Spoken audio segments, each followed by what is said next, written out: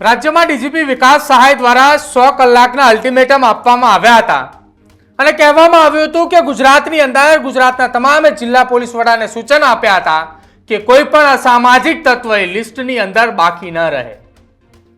કદાચ ગુજરાતની અંદરની લિસ્ટ પણ બન્યા, તમામ જગ્યાએ તમામ લોકોના સરઘસો પણ નીકળ્યા, પણ એ મહેસાણા આ વાતમાંથી બાકાત રહ્યું.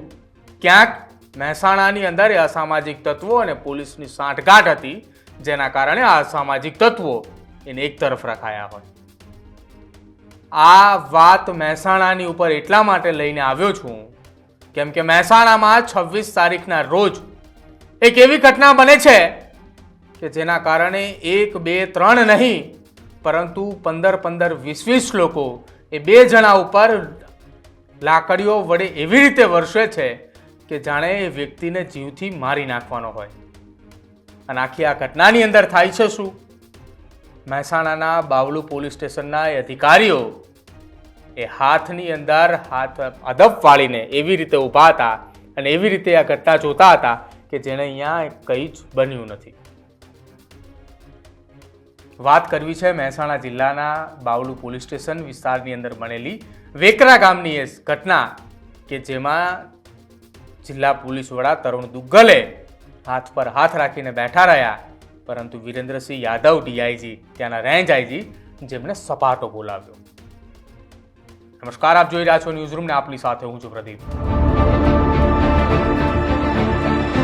અમદાવાદ શહેરના 2 બિલ્ડર, 2 મિત્રો અને એક મનન મોટરના માલિક મનન પટેલ અને તેની સાથે જ તેના મિત્ર મુખી, આ બંને વ્યક્તિએ વર્ષ 2021માં લીધેલી જમીનનો કબજો લેવા માટે કોર્ટના એક અધિકારીની સાથે મહેસાણાના બાવલુ વિસ્તારની અંદર આવેલા વેકરા ગામે પહોંચ્યા હતા. તારીખ હતી 26 એપ્રિલ. 26 એપ્રિલે એ જગ્યા ઉપર જે વિસ્તારની અંદર તેમને જમીન લીધી હતી ત્યાં પહોંચ્યા અને એ દરમિયાન તેમને ખબર પણ ન હતી કે આ વિસ્તારની અંદર કોર્ટના આવેલા એ સાથી અધિકારીને ધક્કો મારીને બહાર મોકલી દેવામાં આવશે અને તેમની ઉપર લાકડીઓનો એવો વરસાદ થશે કે લગભગ 6-8 મહિના સુધી એ પથારી વશ રહી જાય. જ્યારે આખી આ ઘટનાની અંદર તેમને કંઈ સમજ આવે છે કે અહીંયા શું કંઈ થઈ રહ્યું છે, ત્યાં સુધીમાં તો તેમના હાથ અને પગની અંદર એવી લાકડીઓ મારવામાં આવે છે કે એ ત્યાંના ત્યાં જ પડ્યા રહે છે ને તેમને લોહી લુહાણ કરવામાં આવ્યા. આખી આ ઘટનાની અંદર જ્યારે તેમને હોસ્પિટલમાં દાખલ કરવામાં આવ્યા ને તેમને હોશ આવ્યો ને ત્યારે ખબર પડી કે આ ઘટનાની અંદર મહેસાણાના બાવલુ પોલીસ સ્ટેશનની અંદર ફરજ બજાવતા એક મહિલા પીએસઆઈ અને તેની સાથે 3 કોન્સ્ટેબલો કે જ્યાં તે ઉપસ્થિત હતા તેમની ક્યાંક ને ક્યાંક થોડી ઘણી સંડોવણી સામે આવી. તેમ છતાંય મહેસાણા જિલ્લા પોલીસ વડા તરુણ દુગ્ગલ એ હાથ પર હાથ રાખીને બેઠા રહ્યા ને એ રાહ જોતા રહ્યા કે આ ઘટનાની અંદર ક્યારે કોઈ આક્ષેપો થાય છે. ઘટના બનીના 4 દિવસ સુધી 5 દિવસ સુધી કોઈ ઘટનાના પડઘા ન પડ્યા અને અંતે ડીઆઈજી વિરેન્દ્રસિંહ યાદવે આખી આ ઘટના મામલે કાર્યવાહી કરવી પડે ને કાર્યવાહી અંતર્ગત બાવલુ પોલીસ સ્ટેશનમાં ફરજ બજાવતા મહિલા પીએસઆઈ એમવી દેસાઈની જિલ્લા ફેરબદલી કરીને અરવલ્લીની અંદર તેમની બદલી કરવામાં આવી. જો કે આ ઘટનાની અંદર તેમની સાથે લગભગ 3 જેટલા પોલીસ કર્મચારીઓને ક્યાંક એ પણ વાત સામે આવી રહી છે કે જેમાં એક વહીવટદાર પણ હતા, જેમના તરુણસિંહ, ધવલસિંહ અને દિલીપ રબારી નામના 3 પોલીસ કોન્સ્ટેબલ કે જેમની મહેસાણા જિલ્લા હેડક્વાર્ટર ખાતે તેમને મૂકવામાં આવ્યા. આખી આ ઘટનાની અંદર હવે ફરિયાદી મનન પટેલ દ્વારા જે બાવલુ પોલીસ સ્ટેશનના પીઆઈ ની ઉપર ગંભીર આક્ષેપ લગાવવામાં આવ્યા કે આખી આ ઘટનાની અંદર ક્યાંક એ તેમની પણ સંડોવણી છે, તપાસની અંદર ક્યાંક તેમને ક્યાંક કચાશ મૂકી છે, જેના કારણે આ કેસની તપાસ એ તેમના હાથમાંથી છીનવી લેવામાં આવી છે. આખા આ કેસની અંદર ઘટનાની તપાસ એ ડીવાયએસપી મિલાપ પટેલને સોંપવામાં આવી છે. પરંતુ ક્યાં સુધી આ પ્રકારની અસામાજિક પ્રવૃત્તિઓને છાવરવામાં આવશે? કેમ એ બાવલુ પોલીસ સ્ટેશનના પીઆઈની સામે યોગ્ય કાર્યવાહી નહીં? કેમ માત્ર એટલો જ સંતોષ માનવામાં આવ્યો કે ત્યાંના એક પીએસઆઈ અને 3 પોલીસ કોન્સ્ટેબલની બદલી કરવામાં આવી? કેમ બદલી કરીને સંતોષ મનાયો? કેમ આમને સસ્પેન્ડ નહોતા કરવા જોઈતા? જો એમની આખે આ ઘટનાની અંદર આરોપીઓ સાથેની સંડોવણી ખોલી છે તો જ એમની બદલી કરવામાં આવી હોય. અને બદલી પણ કોણે કરી છે?